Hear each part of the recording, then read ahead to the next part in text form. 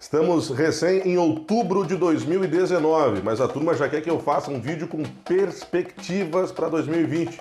E eu vou fazer nesse vídeo depois da vinheta.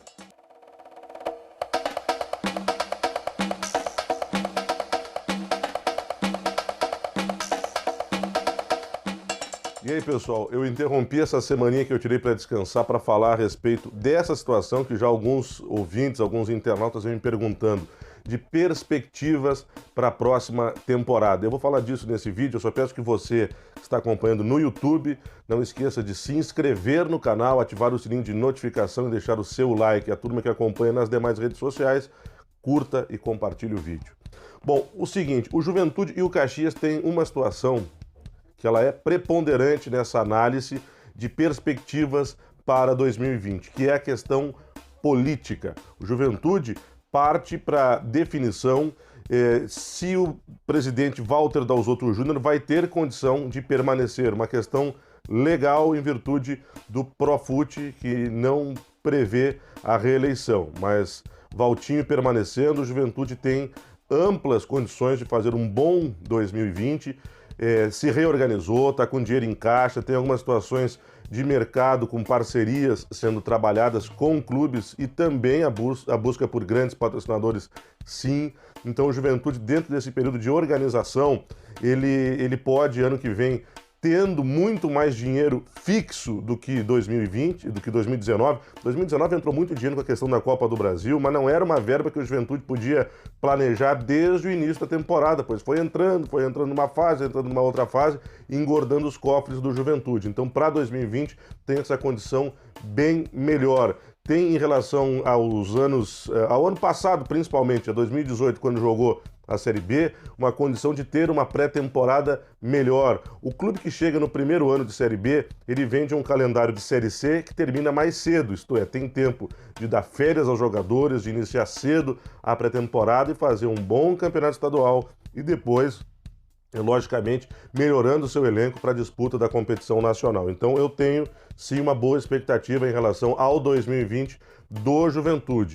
Lógico, né? Ponderando também a questão das análises de campo. Às vezes o torcedor pode não gostar da não permanência de um ou outro jogador. Eu vi gente reclamando, por exemplo, da não permanência do Aprílio. O Aprílio foi um jogador que em 2019 ele oscilou muito e foi bem, na verdade, nos jogos do acesso. Mas acho que para um 2020 de Série B pode ser pouco. E o custo-benefício do Aprílio, que eu acho que para banco poderia ser bom, de repente é um custo-benefício alto para ter um jogador como ele apenas no grupo. Então eu entendo algumas não permanências que o Juventude vai ter para a próxima temporada, ponderando que eu não concordo muito com essa ideia de gauchão ser time mais fraco, com menos investimento. Eu acho que o Juventude tem que começar cedo a preparar o time da Série B, e isso passa por um elenco já se consolidando no gauchão, por menos que um resultado positivo no gauchão seja tão importante. A gente sabe do favoritismo que é exercido por Grêmio e Internacional nessa competição.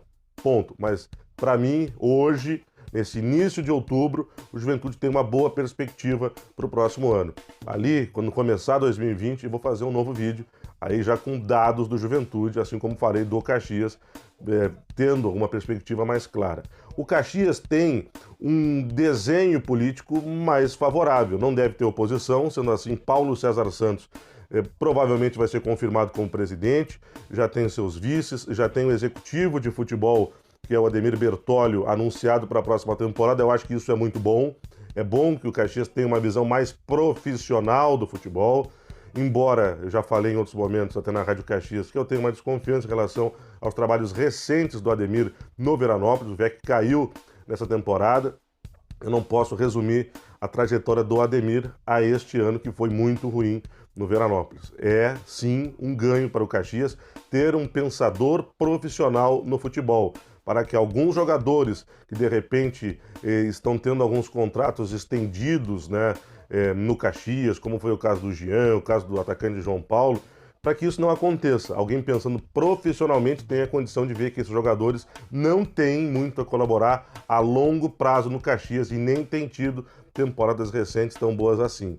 Mas ainda tenho cautela, já que o Caxias tem uma competição, uma copinha, em que faz uma boa campanha, mas ainda assim é uma competição que tecnicamente não dá muito parâmetro. E ao não dar muito parâmetro, muita coisa vai ter que mudar para 2020. Muitos jogadores vão chegar no centenário. A partir do momento em que esses jogadores chegarem, a gente vai ter uma condição de saber se o Caxias vai, de fato, de uma maneira inteligente, competente ao mercado ou não. Por isso que eu acho que janeiro vai ser o melhor momento para falar a respeito das perspectivas do Caxias, que ao menos está mais organizado, muito menos endividado em relação às últimas temporadas e provavelmente, até pelo que se fala nos bastidores no Estádio Centenário, 2020 deve ser um ano sim de focar em futebol, não só utilizando aquele discurso de organizar fora de campo, porque a resposta que o clube precisa para frear esse apequenamento, que faz com que o torcedor, inclusive, diminua a frequência no estádio,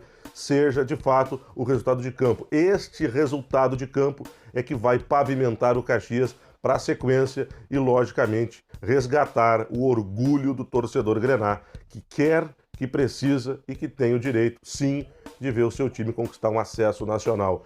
Em 2020 tem que ser o ano, não tem mais como adiar. O Caxias vai ter que jogar, logicamente, fazendo boa campanha em Copa do Brasil, em Gauchão, mas, acima de tudo, conquistando o acesso para a Série C do Campeonato Brasileiro. Isso é o que o Caxias precisa, até para se viabilizar para a sequência dos próximos anos. É isso. Aquele abraço para você que esteve até o final nesse vídeo. Tamo junto. Até a próxima.